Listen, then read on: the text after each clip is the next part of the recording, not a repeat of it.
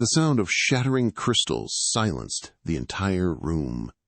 In the most exclusive restaurant in Manhattan, a pin drop could be heard, but right now, all eyes were on the trembling waitress on the floor. She wasn't looking at the broken glass or the wine staining the billionaire's pristine Italian suit.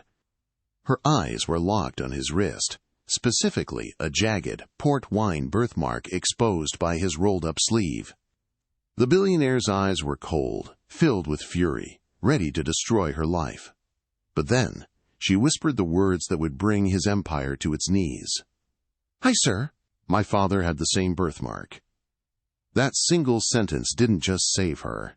It unlocked a 20-year-old secret that someone had killed to keep buried. The rain in New York City didn't wash away the grime. It just made the neon lights reflect harder off the pavement. For Ilara Vance, the rain was just another obstacle in a life that felt like an endless hurdle race. She tightened her coat, checking her reflection in the darkened window of L'Opulence, the city's most prestigious dining establishment. At 23, Ilara looked tired. Her blonde hair was pulled back into a severe bun, complying with the restaurant's strict grooming standards, but her blue eyes held a deep, lingering exhaustion that no amount of concealer could hide. Inside her pocket, her phone buzzed. She didn't need to look to know who it was. The hospital. It was always the hospital.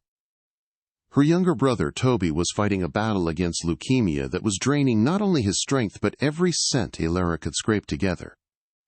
She worked double shifts, 6 days a week, tolerating the abuse of entitled customers and a tyrannical manager just to keep Toby's treatment going. "Vance! You're 30 seconds late!" Marcus, the floor manager, barked as she slipped through the service entrance. Marcus was a short man with a Napoleon complex and a shiny forehead that seemed to sweat grease. "Table 4 is reserved for tonight. The VIP. You mess this up, and you're out on the street. Do you hear me?" "I hear you, Marcus," Ilara said, her voice steady despite her racing heart.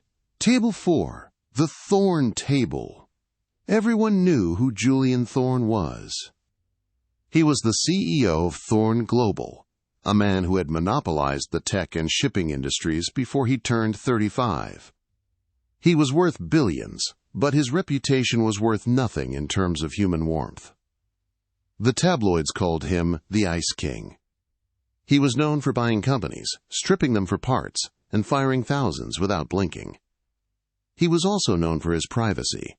No interviews, no social media, just power. Tonight the rumor in the kitchen was that Julian was planning to propose to his longtime girlfriend, Vanessa Sterling. Vanessa was the daughter of a real estate tycoon, a match made in financial heaven, though the staff whispered that Vanessa was more in love with the Thorn credit limit than the man himself. Ilara smoothed her apron. She needed the tips tonight. If Julian Thorn was feeling generous, or if the proposal went well, the gratuity alone could cover Toby's medication for a month. The restaurant floor was a sea of velvet and gold leaf. Soft jazz played invisibly. Ilara took her station, her hands shaking slightly. At 8 p.m. sharp, the heavy oak doors opened. Julian Thorn walked in. He was taller than he looked in the magazines, broad-shouldered in a charcoal suit that probably cost more than Ilara's childhood home. His face was angular, handsome in a severe classical way, but his eyes, steely gray, scanned the room like a predator assessing a threat. He didn't smile. He simply walked to table 4, with Vanessa Sterling clinging to his arm. Vanessa was stunning, draped in red silk and dripping in diamonds, but her smile didn't reach her eyes. She looked around the restaurant with a sneer of boredom. "This table is too close to the kitchen, Julian," Vanessa complained loudly as they sat down. "It's the most private table in the house, Vanessa," Julian replied, his voice a deep baritone that carried a hint of exhaustion. "Please, just sit." Ilara took a deep breath. "Showtime." She approached the table with a pitcher of ice water and the wine list. "Good evening, Mr. Thorn. Ms. Sterling." "My name is Ilara, and I'll be taking care of you tonight." Julian didn't look up from his phone. Sparkling water. And the 82 Chateau Margaux. Allow it to breathe for 10 minutes before pouring. Of course, sir, Ilara said softly. Vanessa looked Ilara up and down, her gaze lingering on Ilara's worn-out shoes. And try to be invisible, dear. We're discussing important matters. I don't want you hovering. I understand, ma'am. The first hour passed in a tense blur. Ilara executed her service perfectly. She poured the wine, without spilling a drop. She cleared the appetizers silently. She was a ghost, exactly as requested. But as she stood near the service station, waiting to clear the main course, she couldn't help but overhear the conversation. It wasn't a romantic proposal. It was an argument. Merger is falling apart, Julian. My father is furious, Vanessa hissed, keeping her voice low but venomous. You promised him the shipping routes. I promised to look into it, Vanessa. I didn't promise to hand over my company's logistics to a man who cuts corners on safety, Julian replied, cutting into his steak with surgical precision. You're always so self-righteous, Vanessa spat. It's why everyone leaves you. It's why your brother left you. The silence that followed was deafening. Ilara saw Julian's hand freeze. The knife clenched in his grip turned white at the knuckles. Do not, Julian said, his voice dropping to a terrifying whisper. Speak about Adrian. He's dead, Julian. He's been dead for 20 years. Stop acting like he's coming back to save you from being a lonely, miserable workaholic. Ilara felt a pang of sympathy for the billionaire. She knew what it was like to lose family, to fear the empty chair at the table. She stepped forward to refill the water, hoping to diffuse the tension simply by being present. It was the wrong move. As Ilara reached across to fill Vanessa's glass, Vanessa, in a fit of petulant rage, threw her hand up to gesture wildly. Her hand struck Ilara's tray. Physics took over. The heavy crystal decanter of red wine tipped. Ilara tried to catch it, but she was off balance. The decanter crashed onto the table, shattering. A wave of dark red wine exploded outward, soaking the white tablecloth and splashing directly onto Julian Thorne's chest and left arm. The entire restaurant went silent. For 3 seconds, nobody moved. The jazz music seemed to stop. The diners at the nearby tables froze, forks halfway to their mouths. Ilara stood paralyzed, her face draining of color. She had just dumped a $5,000 bottle of wine onto one of the most powerful men in the world. You clumsy idiot! Vanessa shrieked, jumping up and checking her own dress, which was miraculously dry. Look what you did, Julian! Look at your suit! Julian slowly stood up. The wine dripped from his jacket onto the floor. His face was unreadable, a mask of stone. He began to unbutton his jacket with calm, terrifying movements. He took it off and draped it over the chair. His white dress shirt was ruined, stained blood red across the torso and down the left sleeve. I am so sorry, sir, Ilara stammered, grabbing a linen napkin. I didn't. Miss Sterling's hand hit the tray. Don't you dare blame me, Vanessa yelled. Marcus! Where is the manager? Marcus came running, his face pale and sweaty. Mr. Thorne! Oh my God! Mr. Thorne, I am horrified. She's fired. She's leaving right now. Get out, Vance! Get out before I call the police for property damage! Ilara dropped to her knees, frantically trying to dab the wine off Julian's cuff. She knew it was futile, but panic had taken over. If she lost this job, Toby's treatment stopped on Friday. Please, sir, I can pay for the cleaning. I can work it off. Please don't let them fire me. Julian looked down at the girl on her knees. He was annoyed, yes. The suit was bespoke, and the day had been hell. He raised his left hand to brush her away, to tell her to just leave him alone. Stop, Julian said coldly. As he raised his hand, the wet cuff of his shirt rolled back, revealing his wrist and forearm. Ilara froze. There, on the inside of his left forearm, just below the wrist, was a birthmark. It wasn't a normal mole. It was a large, distinct pigmentation, dark purple like port wine.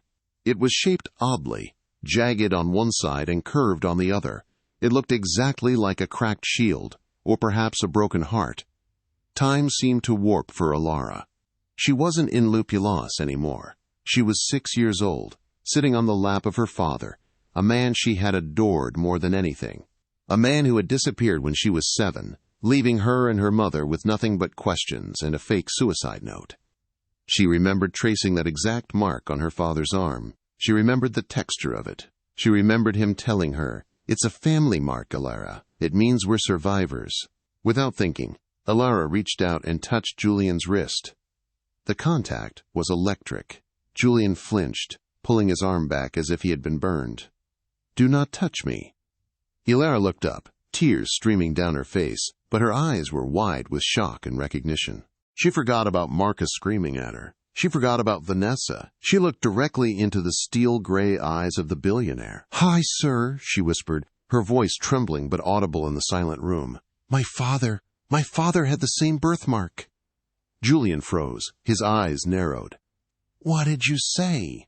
"That mark," Alara pointed, her finger shaking. "The cracked shield. My father had it, exactly there, on the left arm." Vanessa laughed, a cruel, high-pitched sound. "Oh, please, that's the oldest trick in the book. Oh, Mr. Billionaire, we must be related. Give me money. Marcus, get this grifter out of here." But Julian didn't look at Vanessa. He was staring at Alara with an intensity that was frightening. His heart had skipped a beat. That birthmark wasn't just a random pigmentation. It was a genetic anomaly specific to the Thorn bloodline. But more importantly, Julian didn't have that birthmark at birth. Julian had acquired the mark later. Or rather, the man standing in the restaurant wasn't who everyone thought he was. Or perhaps Alara was lying. "What was your father's name?" Julian asked, his voice low and dangerous. "Marcus, call security!" Vanessa yelled. "Quiet!" Julian roared, silencing the room instantly. He looked back at Alara. "What was his name?" "Arthur," Alara said. "Arthur Vance. But he always told me his real name was something else. He said he changed it to keep us safe." Julian felt the room spin. "Arthur!" Julian grabbed Alara's arm, pulling her up from the floor. The grip was tight, desperate. "You're coming with me." "Excuse me?" Vanessa gasped. "Julian, you can't be serious. She ruined your suit, and now she's conning you." "The dinner is over, Vanessa. Go home," Julian said, not looking back. He pulled Alara toward the exit. "Marcus, put the damages on my tab. If you fire her, I'll buy this building and evict you by morning." He dragged a bewildered Alara out into the rainy New York night, leaving a room full of stunned socialites and a furious fiancé in his wake. As the valet brought his car around, a sleek black limousine, Julian turned to Alara. "You better not be lying to me, Miss Vance," Julian hissed, the rain soaking his ruined shirt. "Because if you are playing a game, you have no idea who you are messing with." "I'm not lying," Alara said, shivering in the cold. "He disappeared 15 years ago. He had the mark. Who are you? How do you have it?" Julian opened the car door. "Get in. We're going to find out if you are a ghost or a liar." As the limo pulled away, a black sedan parked across the street turned on its headlights. Inside, a man with a scar running down his cheek picked up a phone. "Target has acquired a complication," the man said into the phone. "A girl. She identified the mark." A distorted voice on the other end answered. "The brother's kid? We thought she was dead."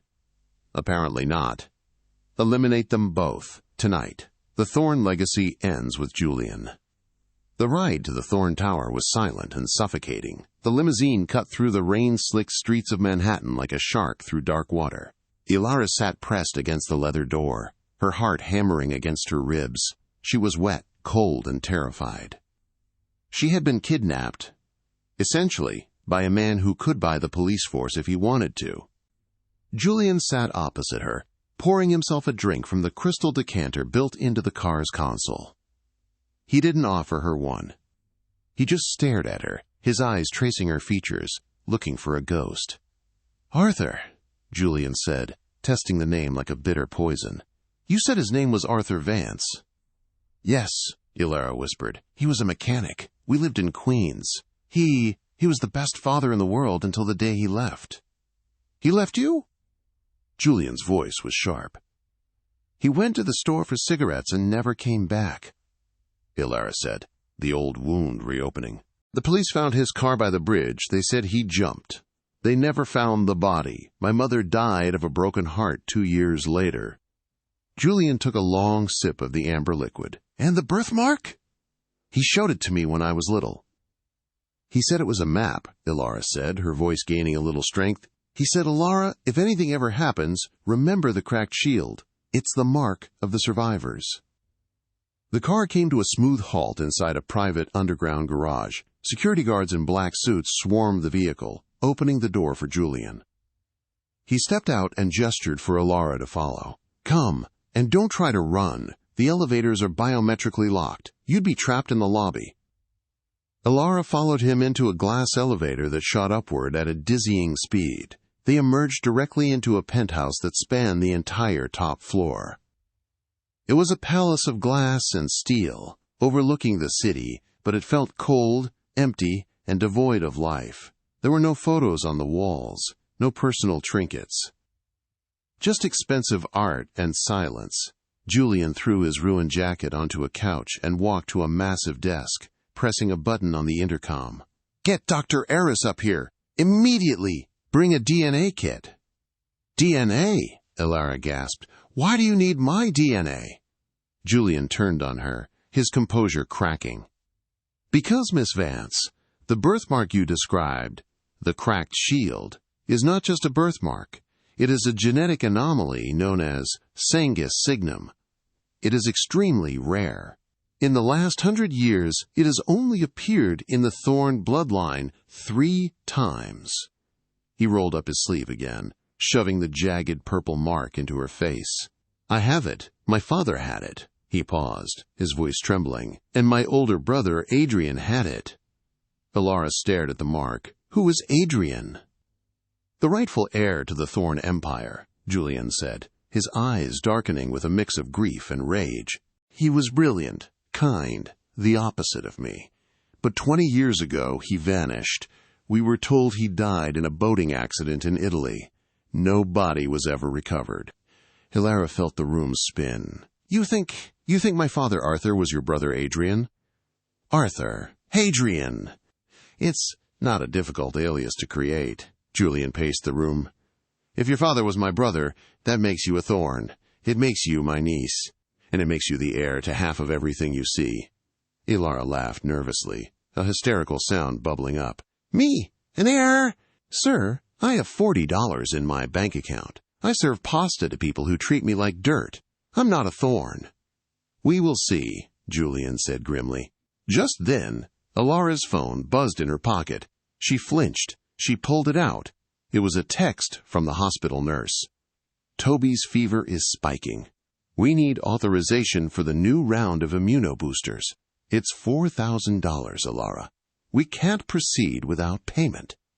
Ilara's face went white. She dropped the phone on the thick carpet. Julian, noticing her distress, swooped down and picked up the cracked smartphone.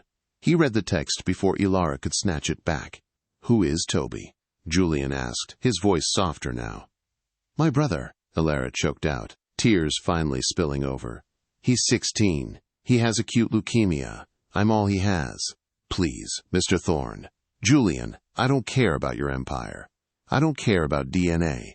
If I lose my job tonight, I can't pay for his treatment. He'll die. Just let me go. Julian stared at the text message. He looked at the girl, waitress, nobody, potential heiress, standing before him, terrified not for herself, but for her brother. Your brother, Julian murmured. If you are Adrian's daughter, that means Toby is his son, my nephew. The elevator chimed. An elderly man, with a medical bag, stepped out. Dr. Eris! Dr. Eris! Julian commanded, his voice returning to steel. Test her! Rush the results! I want to know in an hour. And the boy? Dr. Eris asked, sensing the tension. Julian pulled out his own phone. A sleek, black device. He dialed a number. This is Julian Thorne. Transfer $100,000 to St. Jude's Hospital. Patient account Toby Vance. Authorize the best specialists. Now. Ilara's mouth fell open. You didn't have to. If he is my blood, Julian said, looking out the window at the rain, he gets the best. If he isn't, consider it a severance package for the wine incident. But as Dr. Aris swabbed Ilara's cheek, Julian's phone rang again. It wasn't the hospital. It was the head of his cybersecurity team. "Mr. Thorne," the voice on the line was frantic. "We have a code black. The perimeter has been breached. Armed team in the lobby. They've bypassed the biometrics. They're coming up." Julian's eyes widened. He looked at Alara. The secret was already out. And someone was coming to clean up the loose ends. "Dr. Harris, get in the panic room," Julian shouted, grabbing Alara's arm. "Move!" "What's happening?" Alara cried, stumbling as he dragged her toward a bookshelf that concealed a hidden door. "The people who killed my brother," Julian gritted out, pulling a handgun from a hidden drawer in his desk. "They found out about you." Crash. The glass doors of the elevator shattered before the doors even opened. A canister was thrown into the room. Flashbang. Boom. A blinding white light filled the penthouse, followed by a deafening ringing sound. Alara screamed, covering her ears, falling to the floor. Julian, blinded but anticipating the move, fired 3 shots blindly toward the elevator. He felt the heat of return fire whizzing past his ear. Bullets tore into the expensive sofas and shattered the priceless vases. "Stay down!" Julian roared, grabbing Alara by the back of her cheap waitress coat and dragging her behind the heavy mahogany desk. Through the ringing in her ears, Alara heard heavy boots crunching on the glass. "Secure the target," a mechanical, distorted voice commanded. "The girl dies first. The billionaire second." Alara was shaking so hard her teeth chattered. This wasn't real. This was a movie. She was just a waitress. She was supposed to be cleaning tables, not dodging bullets. Julian looked at her. His cold, billionaire mask was gone. In its place was the face of a warrior. He pressed a button under the desk. Steel shutters began to descend over the panoramic windows, turning the penthouse into a fortress, but the enemies were already inside. "Alara," Julian whispered, reloading his weapon with practiced ease. "Listen to me. There is a service hatch in the kitchen. It leads to the ventilation shaft. You need to go." "I'm not leaving you," Alara surprised herself by saying it. "They'll kill you." "They want you," Julian snapped. "You are the threat. You are the proof that Adrian's line survived. If you die, the company goes to the board. It goes to Vanessa's father. Go!" Julian popped up and fired 2 controlled shots. A grunt of pain echoed from the foyer. "Go!" he pushed her. Alara scrambled on her hands and knees toward the kitchen. She could hear the tactical team advancing. She reached the kitchen island, grabbing a heavy cast-iron skillet from the hanging rack. A ridiculous weapon against guns, but it was all she had. Suddenly, a man in full tactical gear vaulted over the kitchen counter, landing right in front of her. He raised a suppressed submachine gun. Alara didn't think. She screamed and swung the skillet with all the strength of 10 years of carrying heavy trays. Clang. The heavy iron connected with the man's helmet, knocking his head to the side. He stumbled, stunned for a split second. That second was enough. Julian was there. He tackled the man, driving a knife into the gap of his body armor. The man slumped. "You have a good swing," Julian panted, pulling Alara up. "But we're out of time. The vents are compromised." "Then what do we do?" Alara cried. Julian looked at the window. The steel shutters were halfway down. "Do you trust me?" Julian asked. "I met you 3 hours ago, and you kidnapped me." "Do you trust me?" he repeated, his gray eyes locking onto hers. "Yes." "Hold on." Julian grabbed a fire extinguisher from the wall and hurled it through the remaining gap in the window glass. Then, he wrapped his arms around Alara, shielding her body with his own. "Jump!" They threw themselves out of the penthouse window, 50 stories up. Alara screamed, the wind tearing the sound from her throat. But they didn't fall to the street. They landed hard on the window-washing platform that was suspended just 1 floor below, a detail Julian had noted earlier that morning. They hit the metal grating with a bone-jarring crash. Julian groaned, rolling off her. Above them, men leaned out of the broken window, firing down. Bullets pinged off the metal platform. "Controls!" Julian yelled, pointing to the manual lever. Alara scrambled over, jamming the lever down. The platform jerked and began to descend rapidly, whining in protest. As they lowered into the darkness of the New York skyline, leaving the attackers high above, Julian leaned back against the safety rail, bleeding from a cut on his forehead. He looked at Alara, who was disheveled, covered in soot, and holding a cast-iron skillet like a shield. He started to laugh. A dry, breathless laugh. "What is so funny?" Alara shouted over the wind. "You have his temper," Julian said, wiping blood from his eye, "and his stubbornness. You are definitely a thorn." Alara looked at him, her chest heaving. "If I'm a thorn, then I have a question." "Shoot." "Who is Vanessa really?" Julian's face hardened. "Vanessa isn't just a socialite. Her father is Silas Sterling. He's the one who wanted the shipping merger.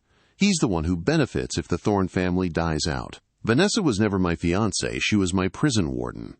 The platform hit the ground floor alley with a thud. Julian grabbed Alara's hand. "We need to get to Toby," Julian said. "If they know about you, they know about him. We have to get to the hospital before they do." Alara's blood ran cold. "Toby." They ran into the rainy streets, blending into the shadows, two heirs to a billion-dollar empire, with nothing but the clothes on their backs and a target on their heads.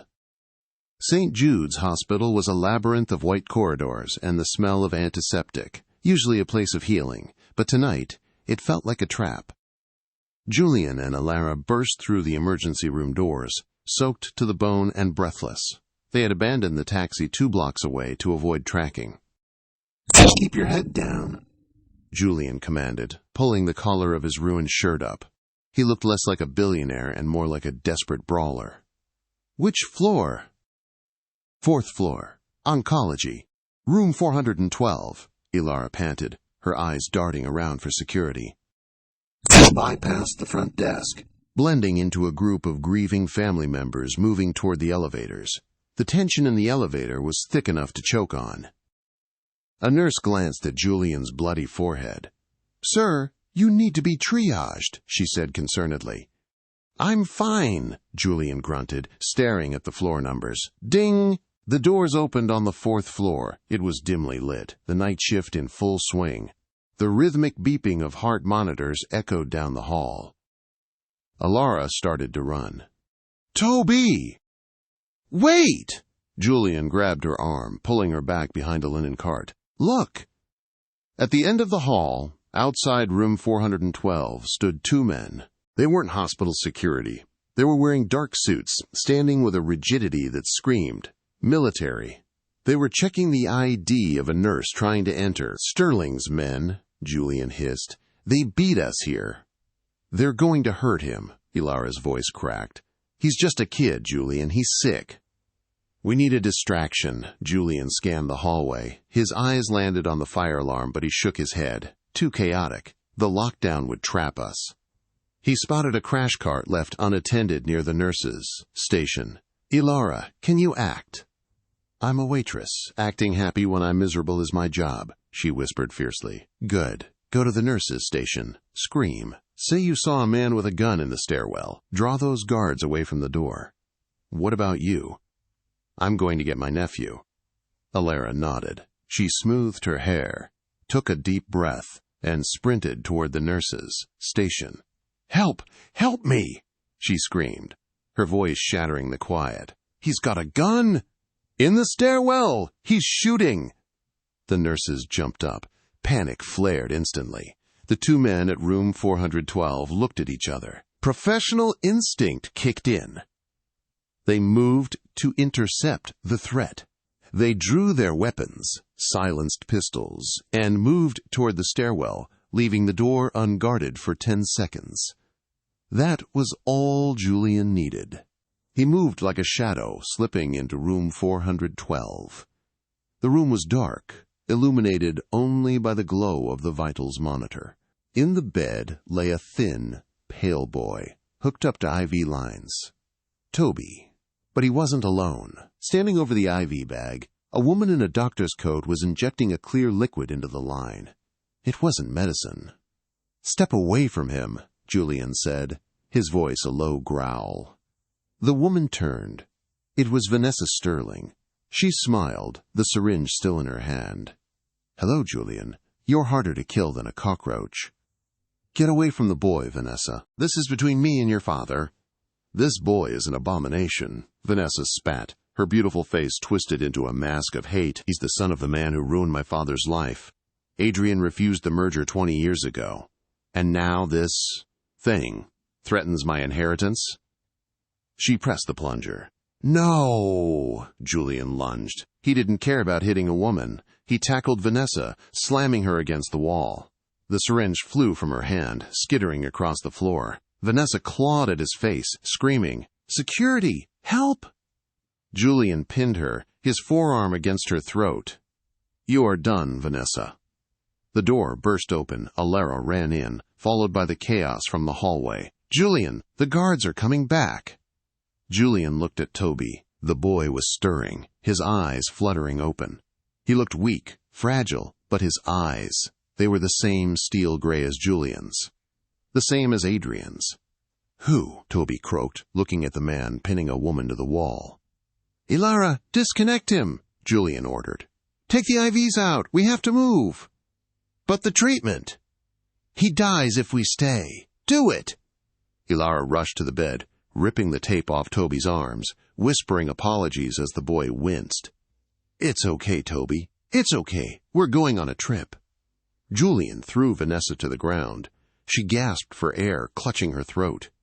"If you follow us," Julian said, pointing a finger at her, "I will forget that I was raised a gentleman." He scooped Toby up in his arms. The boy was terrifyingly light. Julian felt a surge of protective rage he had never experienced before. This was his blood. This was the son of the brother he had mourned for 2 decades. "Let's go," Julian said to Alara. They ran out the door, just as the 2 guards turned the corner. "There!" one guard shouted. Julian didn't stop. He kicked a supply cart into their path and sprinted for the service elevator. He slammed the close button just as a bullet sparked off the metal frame of the door. As the elevator descended, Toby looked up at Julian, his head resting on the billionaire's ruined suit. "You look like my dad," Toby whispered, his voice hazy from the medication. Julian felt tears prick his eyes. He tightened his grip. "I'm your uncle, kid, and I'm not letting anyone touch you." They stole an ambulance. It was the only vehicle idling at the emergency bay, with the keys in the ignition. Julian drove, navigating the wet streets with aggressive precision, while Alara sat in the back with Toby, checking his vitals. "Where are we going?" Alara asked, her hands trembling as she smoothed Toby's hair. "We can't go to your penthouses. We can't go to my apartment. They'll be watching everything." "We need leverage," Julian said, his eyes on the rearview mirror. If Adrian survived for 15 years before they found him, he must have had insurance. He was paranoid. He would have kept evidence. "He didn't have anything," Alara cried. "We were poor, Julian. We lived in a garage apartment above the shop." "Think, Alara," Julian shouted back. "The birthmark. He told you it was a map. Did he leave anything else? A key? A code? A specific phrase?" Alara closed her eyes, trying to block out the siren and the fear. She went back to that rainy night 7 years ago, the night her father left. "Alara, baby, listen to me. If the bad men ever come, you go to the belly of the beast."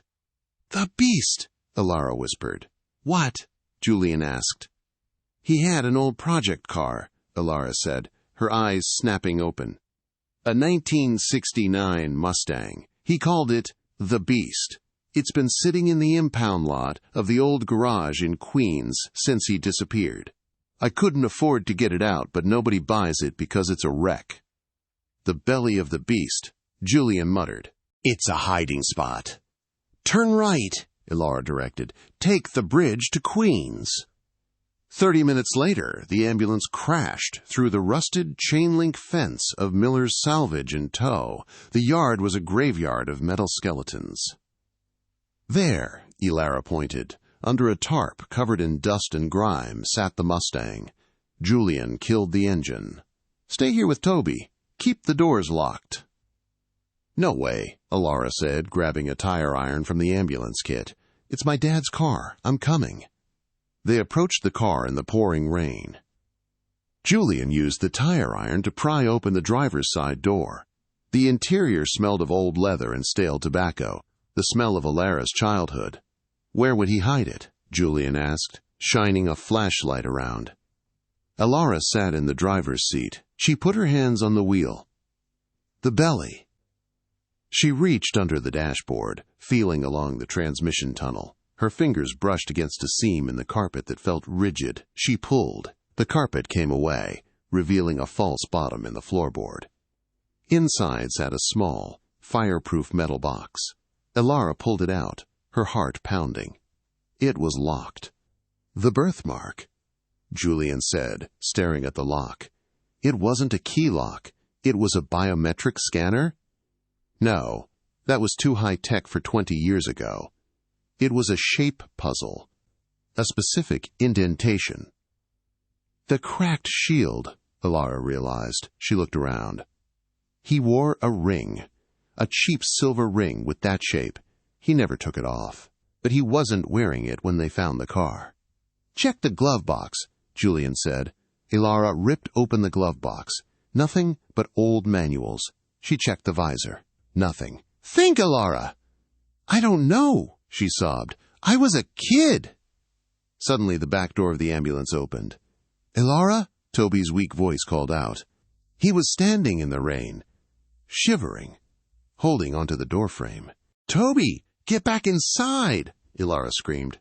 I have it, Toby said softly. He reached into his shirt and pulled out a necklace. Hanging from a leather cord was a silver ring, the cracked shield. Dad gave it to me when I was born. Well, Mom gave it to me. She said Dad wanted me to have it. Julian rushed over, grabbed the ring gently, and ran back to the box. He pressed the ring into the indentation. Click. The box popped open. Inside, there was no money. No diamonds. Just a stack of documents, a flash drive, and a handwritten letter. Julian grabbed the letter. His hands shook as he recognized the handwriting. To my brother, Julian. If you are reading this, I am dead. I'm sorry I left you with the burden of the crown. I didn't leave because I was weak. I left because Silas Sterling threatened to kill you if I didn't abdicate. I chose your life over the company. But I kept the records, the shipping logs, the proof that Sterling has been using our ships to traffic illegal arms for 2 decades, the proof that he sabotaged our parents. Plain. Take him down, Julian. Finish what I couldn't. Adrian. Julian stood in the rain, the letters soaking wet, a mixture of rain and tears on his face.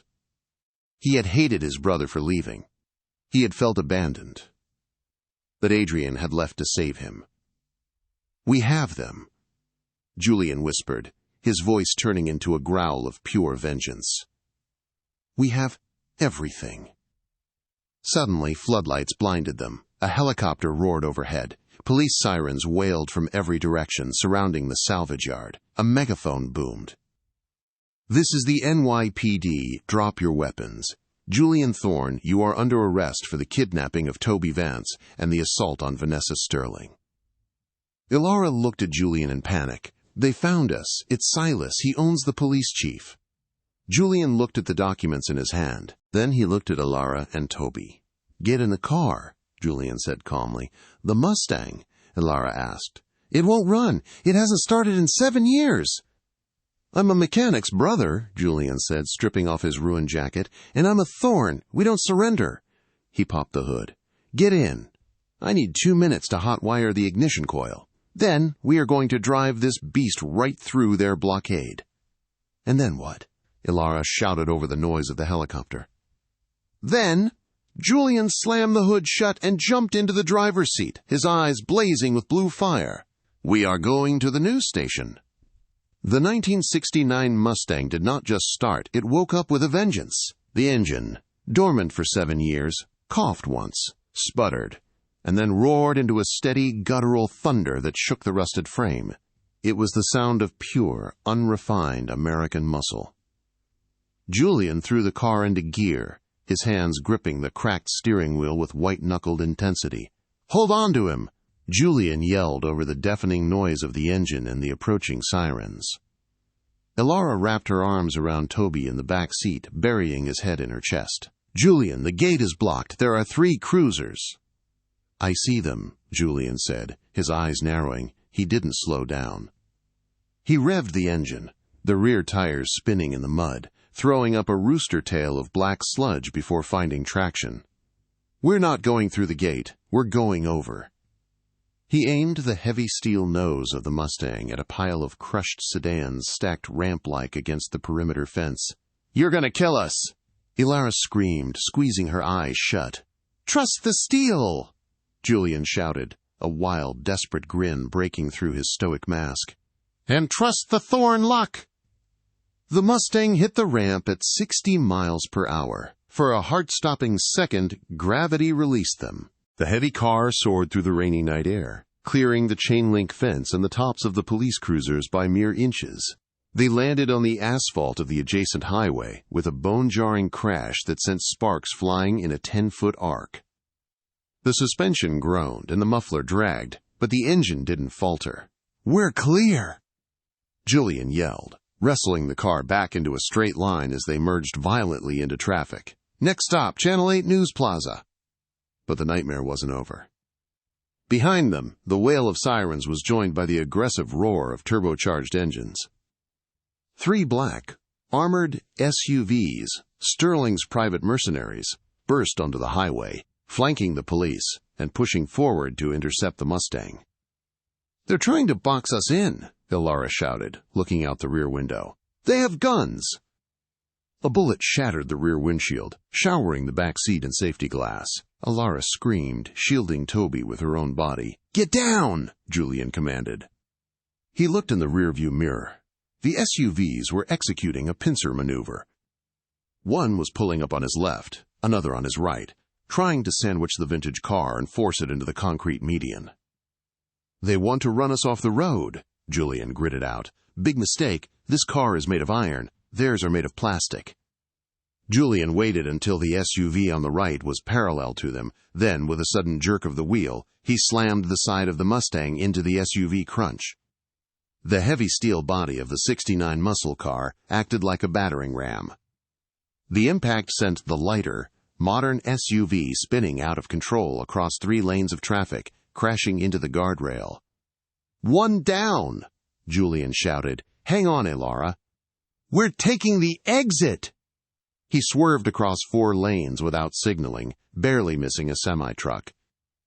The remaining mercenaries followed, but Julian had the advantage of desperation. He drifted the heavy car around the off-ramp, the tires screaming in protest, smoke billowing from the wheel wells. They screeched into the downtown district, the news plaza looming ahead. It was a glass fortress, brightly lit, surrounded by a pedestrian plaza. "Julian, you can't park here! The security barriers!" Elara cried. "I have no intention of parking," Julian said, his voice deadly calm. "We need to make an entrance they can't ignore."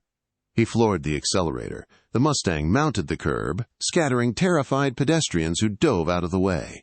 Julian aimed directly for the main entrance, a massive revolving glass door flanked by plate glass windows. "Tuck your heads!" Crash.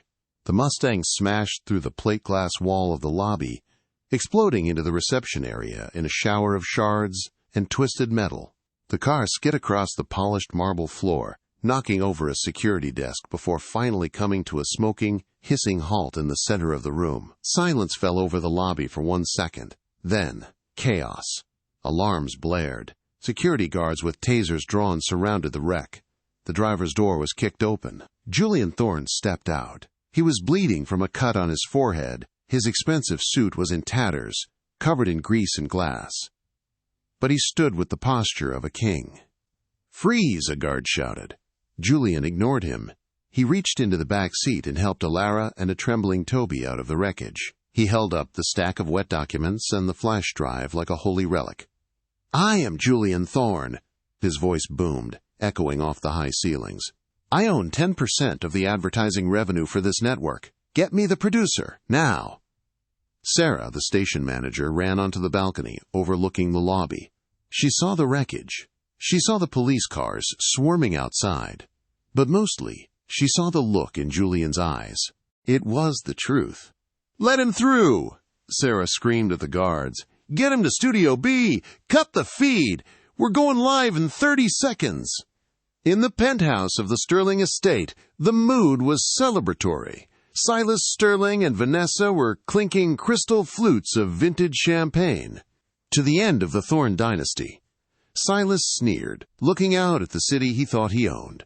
The police report will say they died in a high-speed chase. Tragic. "And the inheritance?" Vanessa asked, swirling her drink. "All yours, my dear. The board will have no choice." Suddenly, the large television screen on the wall flickered. The commercial for a detergent brand was cut abruptly. The screen went black for a heartbeat, and then the breaking news banner flashed red. The camera feed was shaky at first, then focused. Julian Thorne sat at the anchor desk, looking like he had walked through hell and back.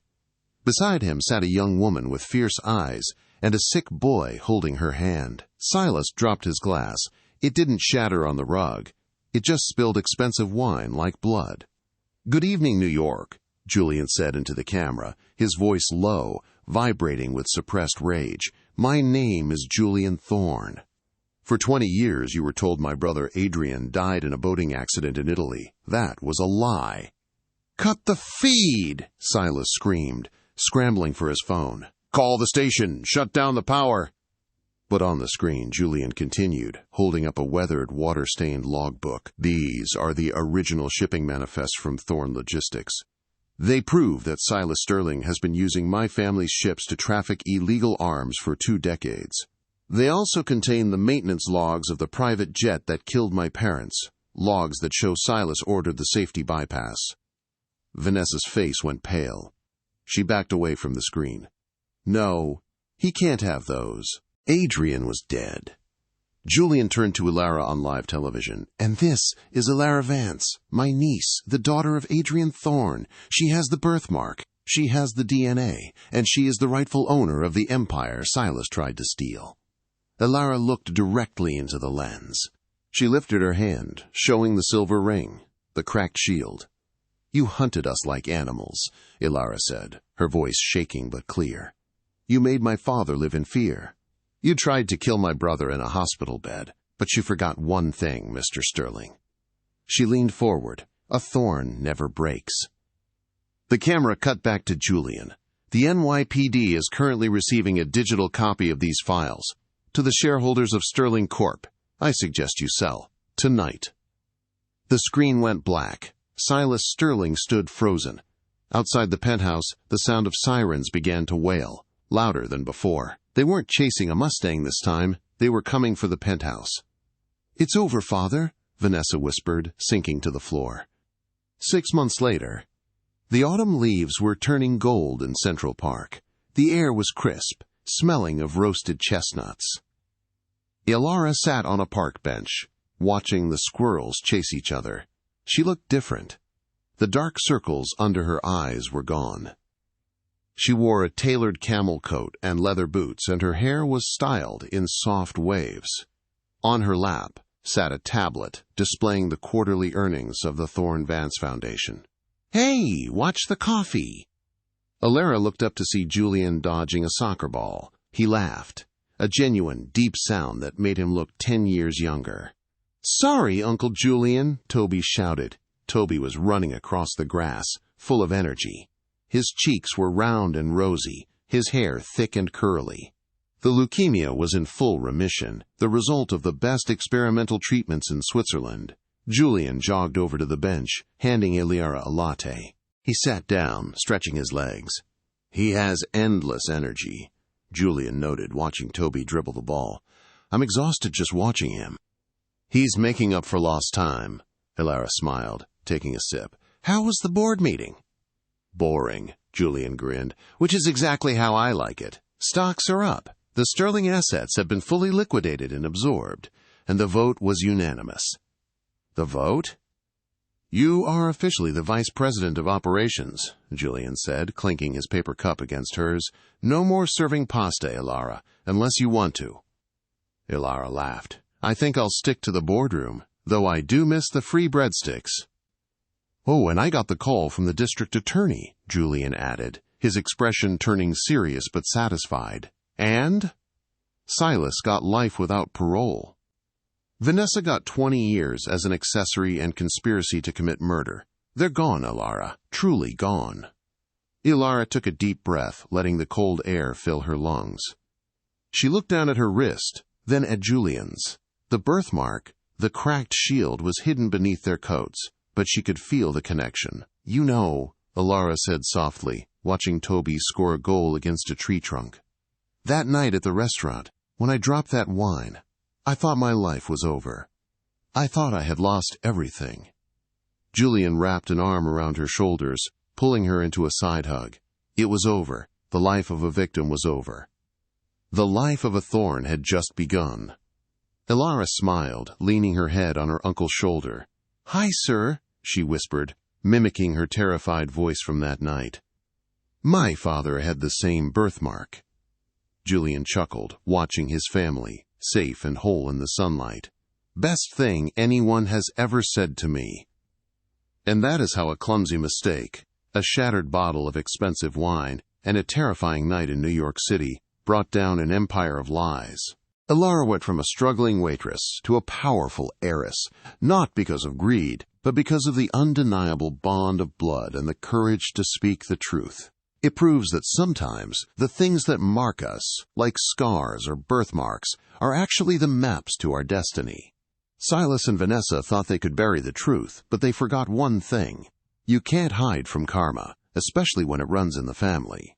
If you enjoyed this story of justice, family secrets, and sweet revenge, please hit the like button and share this video with a friend who needs a win today. Don't forget to subscribe and turn on the notification bell so you never miss a story. What would you do if you found out you were a secret heir to $1 billion? Let me know in the comments below. Thanks for watching.